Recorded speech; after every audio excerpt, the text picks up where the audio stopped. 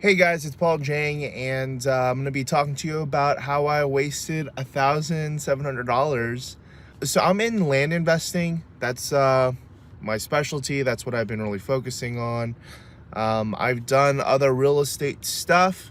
I've been dabbling into getting into houses a bit more, just buying it and selling it, that kind of stuff. Just looking to diversify like my business a little bit more.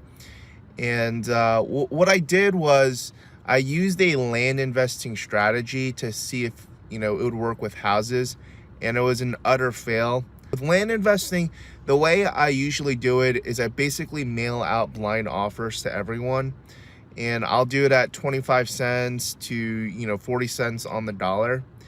And it's worked for us generally because people are, especially with rural land, unless you're a developer of some sort, most people aren't regularly developing the land that they have. That they might hunt on it, they might use it for leisure or something like that. But especially if it's inherited, if it was inherited, they don't have this personal attachment to it, and so you could find these like great deals just by, reaching out to the landowner and seeing if they're willing to sell it. I thought that strategy would work with houses, and what I did was I basically got the house at what I thought it was valued at and took my profit plus what would be like a rehab cost for the whole thing. And I did that rehab cost by square footage based on that city. And it was an utter fail. Basically just wasted the money. People were way too attached to their houses because I guess they're living in it. And in most cases, these houses didn't require full rehabs. So they were just upset with my offer right from the get-go. But, that's kind of the story. The land investing strategy didn't necessarily work with the house strategy, and I would have to change some things to keep this up. It came out to roughly $1,700. That was with data that I used to figure out who owned which property and their mailing address. And I got that from Agent Pro 247. Just recently, in the past month or so, they've actually closed down that site and brought it over to SiteX. But I think the pricing and setup is pretty similar. But that is what I use for the data.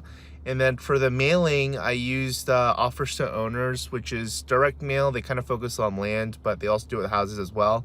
Basically sent it out with a blind offer and got the response, a bunch of hate mail and a bunch of text messaging and voice messages on how not very ethical and not nice. Yeah, I guess I just didn't really think at the time when I did it that I was just figuring out, hey, maybe there is someone that might respond, but I think the numbers were too low for people to be like, yes. I think that's why a lot of wholesalers end up just sending out not blind offers, but, we buy houses and get the response and then see how they respond to that. But yeah, $1,700 just wasted.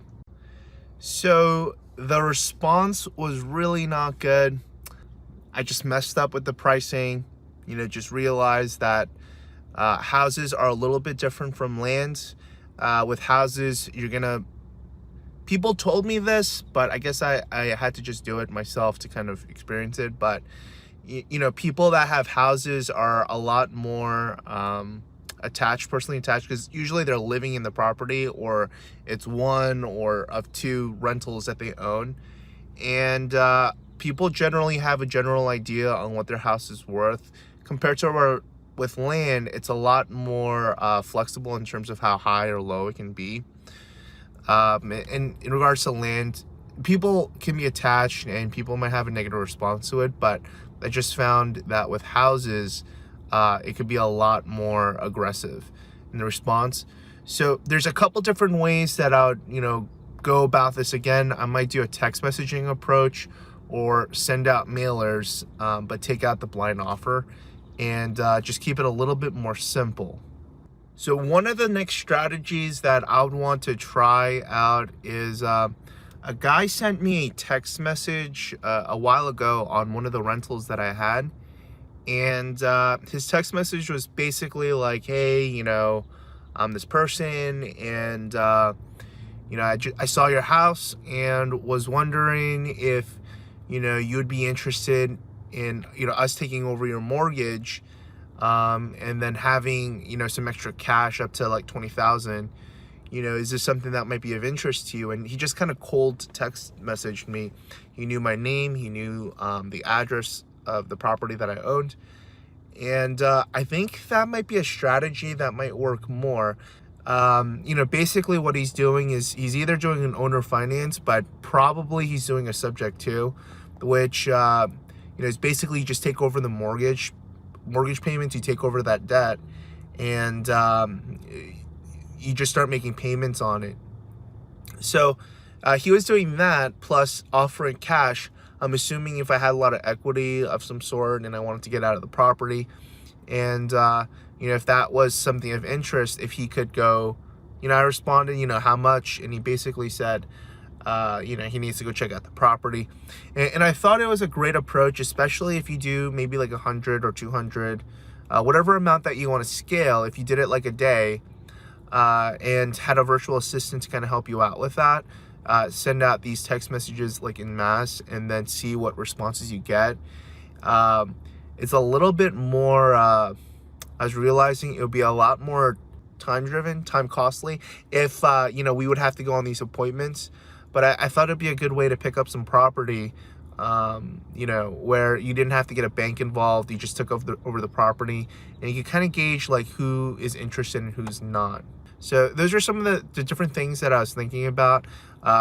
If I do direct mail again, I'll just take out the part about the offer that I would have, and I'd take the call, see where they were at, and see if I can make a deal out of that, or do this text messaging thing that I saw another guy do. So some food for thought and some things that you could kind of play around with. Don't do what I did and do blind offers. It's just not good. I think even if it was priced higher, I'm not sure you'd be able to get like a great deal from it doing it that way, and you might just kind of piss people off. So so those are some of my thoughts.